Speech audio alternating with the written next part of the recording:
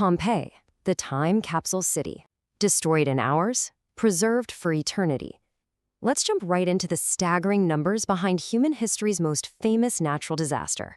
24 hours. That's exactly how long it took for Mount Vesuvius to completely wipe Pompeii off the map. Imagine waking up in a thriving, bustling metropolis, right? You're going about a totally normal morning. And by the next sunrise, your entire world is gone.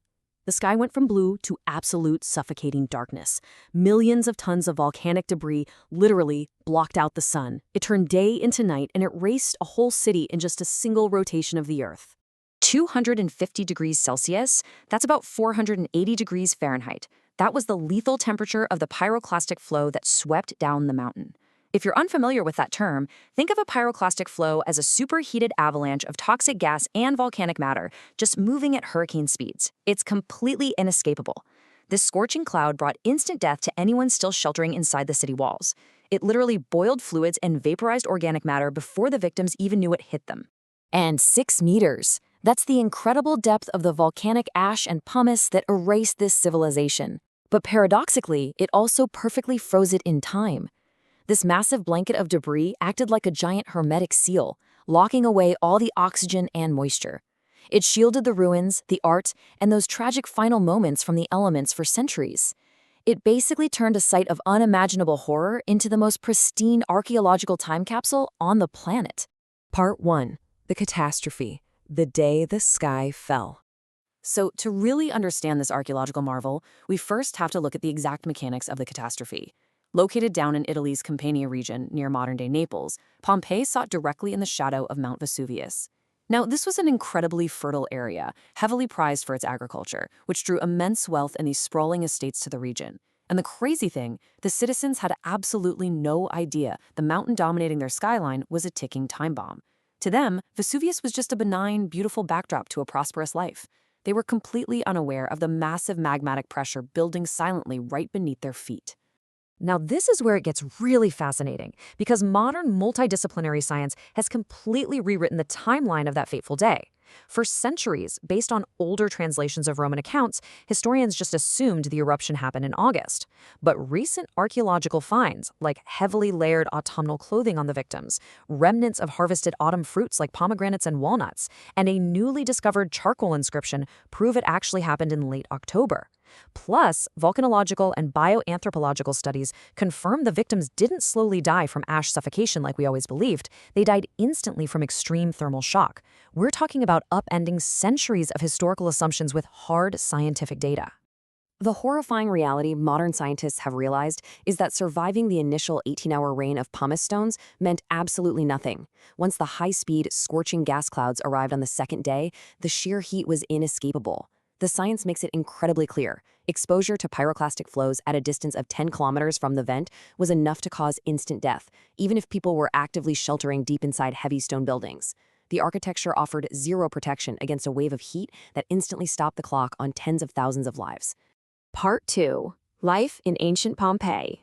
But before it became this ash-covered tomb, Pompeii was a vibrant, wealthy, and strategically vital hub.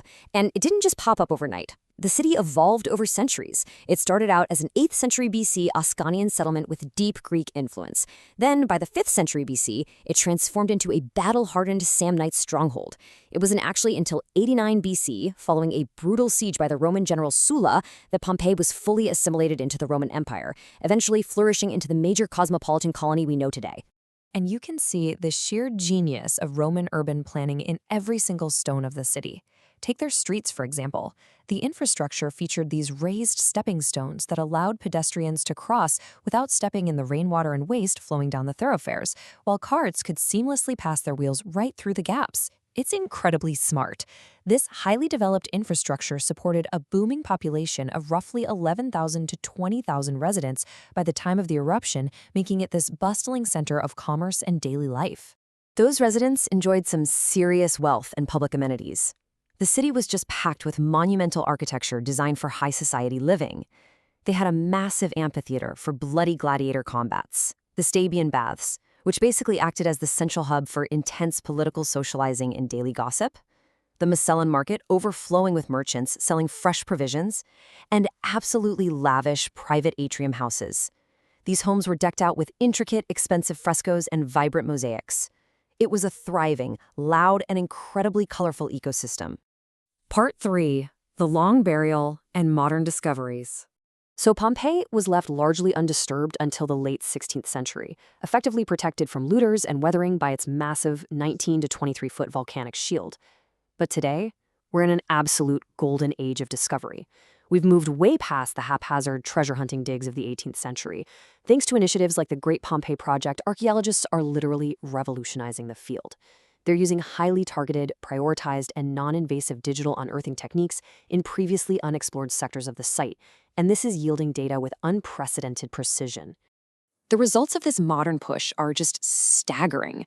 In just the last few years, excavators have uncovered a fully harnessed Roman horse in a stable, saddled up and seemingly ready to flee the eruption. They found a remarkably preserved ancient street food stall, a theropolium, complete with traces of duck and pork still sitting right there inside the terracotta pots.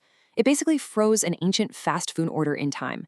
And most recently, they unearthed a breathtakingly vibrant blue sacrarium.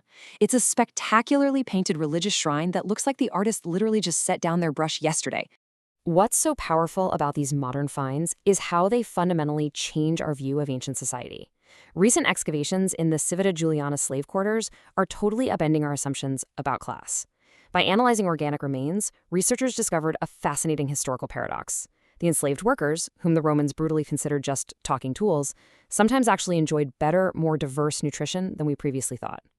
These painstaking excavations are finally giving us a hyper-detailed look at the daily lives of the invisible classes of Rome, the people whose stories were never written down. Part 4. Preserving the future. However, this incredible window into antiquity is now facing its greatest threat since the year 79 AD, and that is modern human impact. To combat the severe strain of global over-tourism, which is literally wearing down the ancient paving stones under millions of footsteps, park officials have just mandated a strict daily limit of 20,000 visitors. On top of that, they're introducing personalized nominative tickets. This means your entry is strictly tied to your personal ID, which effectively shuts down scalpers and unmanageable mass tour groups to ensure the site is protected. Because, you see, Pompeii is not just a static museum. It's a highly active archaeological site that is still actively surrendering its secrets. As this explainer highlights, the modern challenge is immense. It really forces us to ask, can we successfully balance the relentless demands of global tourism with the fragile conservation of a 2,000-year-old time capsule? How do we share this ancient marvel with the world without destroying it a second time? Thank you for watching this explainer, and I'll leave you to chew on that thought.